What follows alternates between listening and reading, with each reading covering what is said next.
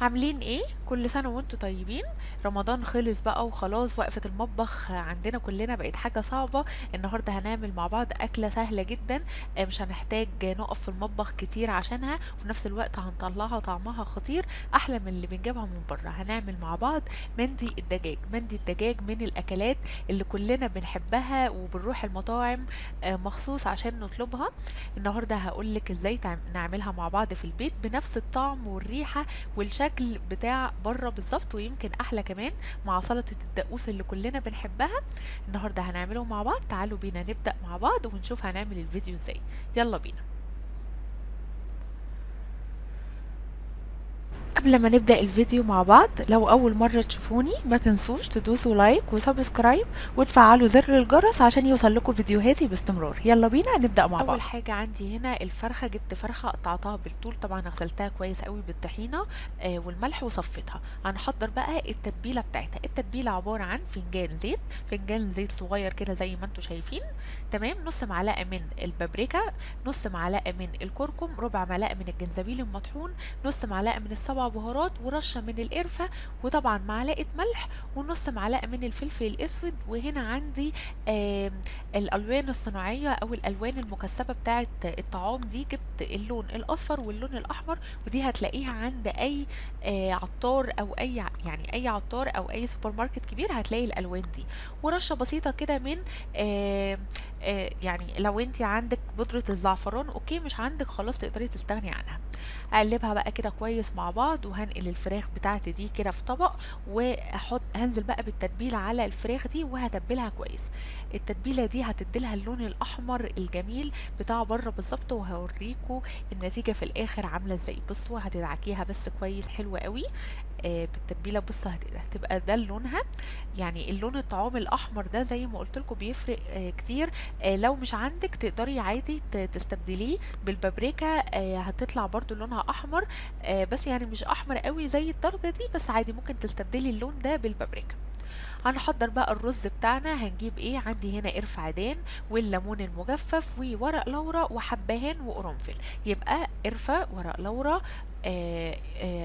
ليمون مجفف، حبهان وقرنفل. ماشي. وحطيت رشة بسيطة كده من الفلفل الأسمر. أنا ما كانش عندي حصى فحطيت فلفل أسمر عادي. وهنا الرز، كوبايتين من الرز طبعا غسلتهم كويس قوي ونقعتهم في المية حوالي ساعة وصفيته كويس، بس هو لسه نزل مية برضو شوية صغيرين. هنزل بقى بالرز في الصينية بتاعتي دي، وأنا حطيت كوبايتين رز هنزل قصادهم بثلاث كوبايات من المية. لو 4 كوبايات رز يبقى خمس كوبايات مية أو 6 كوبايات مية على حسب. يبقى هنا كوبايتين رز حطيت عليهم 3 كوبايات ميه فقط، ميه دافيه طبعا. دافيه بسيطه مش سخنه، يعني ميه دافيه. هنزل بقى بمعلقه من الملح، ربع فنجان صغير كده من الزيت. وممكن تستغني عن الزيت، في المطاعم مش بيحطوا زيت، بس طبعا الزيت هنا عشان يطلع نافري معانا ومفلفل كده، فحطيت ربع فنجان زيت بسيط. حطيت كده نقطتين بساط قوي من اللون الطعام اللي احنا جايبينه. زي ما قلت لكم ده هتلاقوه في اي عند اي عطار عادي. يبقى حطينا يا دوب الملح بس والزيت وطبعا الرز والميه، وقلبنا. وهغطيه بقى بالورق الفويل زي ما انتوا شايفينه كده. هغطيه بس بورقتين عشان احنا عايزين الورق يبقى يعني سميك شويه ويستحمل معانا، عشان احنا هنحط الفراخ تستوي عليه من فوق. وتقفليه، بس اهم حاجة تقفليه كويس، ما تسيبيش يعني اي فرصة ان البخار بتاعه يطلع منه، او يعني انا عايزاه يبقى ما فيهوش اي نسبة بخار خالص. وهقطع يعني هعمل فتحات كده بسيطة بالشوكة او بالسكينة في الورق الفويل ده، عشان احنا برضو محتاجين التهوية، وعشان الفراخ والبخار وكل الحاجات دي تستوي. هنزل بقى كده بالفراخ بتاعتي. بصوا انا طبعا هنا سبتها، هي ما قعدتش كتير، يعني هو انا حطيتها في التتبيله دي بس عقبال ما حضرت الرز معايا. وبقيت كده شويه التتبيله الصغيرين دول هنزل بيهم كده على الفراخ، برضو بتفرق في الطعم. وخلي بالكو الفتحات اللي عملناها دي هتنزل على الرز، هتديله لون برضو حلو قوي. حطيت بقى ورقه من الزبده. احط بس ورقه من الزبده الاول قبل الورق الفويل عشان الورق الفويل ملزقش على الفراخ. حطيت ورقة الزبدة وبعدين بقى ورق الفويل وقفلت كويس قوي برضو على الفراخ زي ما انتوا شايفين كده. بس اهم حاجة تقفلي عليها كويس، واحطها بقى في الفرن طبعا سخن مسبقا. حطيتها قعدت معايا ساعة ونص في الفرن يعني طبعا على حسب حجم الفرخة بتاعتك، بس هنا انا قعدت معايا ساعة ونص. سيبها بقى كده في الفرن تستوي. عقبال ما تستوي هحضر سلطة الدقوس بتاعنا، عبارة عن طماطم وحزمة من الكزبرة، هنستخدم الورق فقط، وثلاث ليمونات. هنجيب بقى كده الشفشق بتاع الخلاط او المطحنة زي ما انت عايزة، بس انا استخدمت الشفشق. واحط كده الطماطم بتاعتنا دي. لازم تكون الطماطم بتاعتك حمرا، يعني حاولي تكون الطماطم حمرا على قد ما تقدري. وهنا حزمة الكزبرة انا خدت الورق فقط، يعني هي حزمة واحدة خدت الورق بتاعها فقط. والثلاث ليمونات كده هعصرهم زي ما انتوا شايفين. يعني عايزه اقول لكم ان سلطه الدقوس دي طلعت من اسهل السلطات اللي ممكن تتعمل. يعني انا اول مره برضو اعملها مع المندي، واول مره اعمل المندي، بس طلع طعمه خطير. وهنا حطيت معلقه من التوم. انا ما كانش عندي توم صحيح فحطيت طبعا توم مفروم، بس انت لو عندك توم صحيح حطي 3 فصوص من التوم. والملح وفلفل اسود، رشه من الملح ورشه من الفلفل الاسود ورشه من الكمون ورشه من الشطه البودر ومعلقه خل. يعني انا بس نسيت اقول لكم معلقه الخل دي مهمه، وممكن ما تكتروش فيها قوي، معلقه واحده او ممكن تستغنوا عنها عشان بس ما يبقاش لاذع قوي معانا. طحنته بقى كده في الخلاط، ما بتطحنيهوش قوي، يعني احنا عايزين بصوا يبقى فيه كتل كده زي ما انتوا شايفينه. وكده يبقى سلطة الدقوس كمان جاهزة معانا. تعالوا بقى نشوفوا الرز بتاعنا. الرز كده بصوا خلاص استوى. هشيل بس دي كده الفراخ الاول، هشيلها كده بالورقتين اللي فوق،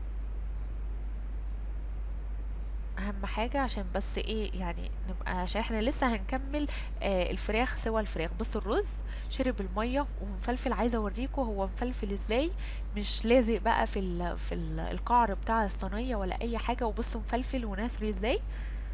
قلت لكم بقى التتبيله بتاعت الفراخ دي نزلت على الرز، ادت له اللون الحلو اللي انتوا شايفينه ده. بصوا عامل ازاي مفلفل. بصوا مفلفل ازاي، ما فيهوش اي حاجه، ما تخافيش مش هيعجب منك ولا اي حاجه خالص. هنا الرز ده استوى. هقفل عليه بقى كده بورقه فويل من اللي عندي وهركنه على جنب، ونشوف بقيه تسويه الفراخ هنعمل ازاي. اهم حاجه تغطيه بس كويس عشان ما يبردش معاكي. هنا الفراخ بتاعتي حطيتها في صينيه كده، هشيل الورق الفويل. بص هي استوت اصلا، يعني هي ما خدتش كتير، هي زي ما قلت لكم قعدت بالظبط ساعه وتلت. والعشر دقايق دول بقى هنحطهم تحت الشوايه عشان تاخد لون حلو كده زي ما انتوا شايفين. انا عايزاها تاخد اللون الحلو ده. وكده تبقى الفراخ كمان جاهزة معانا. هنديلها بقى طعم الشوي الجميل وطعم الفحم ده عشان نبقى عملنا زي بره بالظبط. هنا الرز بتاعي اهو ما بريتش قوي عشان احنا كنا مغطيينه بالورق الفويل. هشيل بس بقى الورق اللورا والحبهان ولو مش عايزه تشيليهم كمان عادي تقدري تستغني عنهم يعني، بس انا حاولت اشيل الحاجات اللي باينه قوي. خلاص احنا استفدنا منهم بما فيه الكفايه فهنشيلهم. شيل دي كمان. واحط بقى بصوا الرز لسه زي ما هو، لسه البخار فيه يعني حتى لما قعد معجنش، عشان بس انا قلت اوريكم النتيجة كاملة للاخر. ادي الفراخ هحطها بقى كده في الصينية، وورق فويل وقطعة كده من الفحم. سخنت طبعا الفحم، وحاجة بسيطة قوي كده نقطتين زيت، وهغطيها كويس قوي بالورق الفويل. هقفلي عليها كويس عشان طعم الفحم يمتزج بيه بالفراخ والرز، فطعم الفحم يبقى باين فيه. هسيبها كده 10 دقايق، سبتها 8 دقايق بالظبط بصراحة، يعني ما طولتش قوي. وكده خلاص بقت جاهزة معانا. خلاص كده الفحم خلاص، حتى لو لاحظتوا ما بقاش يطلع اي دخنة خالص. هركن بقى الفراخ بتاعتي على جنب. بصوا خدت اللون الحلو ده، اللون ده يعني هو ده احلى حاجة في لون الفراخ حقيقي. وهنغرب بقى الرز بتاعنا. بصوا لونه، هو ده اللون اللي احنا بنبقى جايبينه من بره بالظبط لما بنروح مطاعم ونطلب المندي ونبقى مستغربين اللون الحلو ده جه ازاي. هنا كان في واحدة ورق لورا شلناها. هغرب بقى الرز. بص الرز بتاعك مفلفل وجميل، مفهوش دهون كتير، وفي نفس الوقت نافري بجد ناتشورال كده وطعمه خطير. وهنا الفراخ بصوا شكلها خدت اللون الحلو، وعايزه اقول لكم الفراخ بجد يعني كانت دايبه جدا. عايزه اقول لكم ان بجد البخار ده بيفرق جدا في الطعم، وخلى الفراخ ما تبقاش ناشفه معانا. وادي الرز جاهز معانا وسلطة دقوس، وعملت جنبها سلطة زبادي. وده احلى اكلة ممكن تعملوها بعد رمضان. ما وقفتش في المطبخ كتير زي ما انتم شايفين، احنا بس حضرنا الفراخ والرز حضرناه في لحظتها، وما حطيناهوش على النار وقلبناه على النار وخد وقت كتير.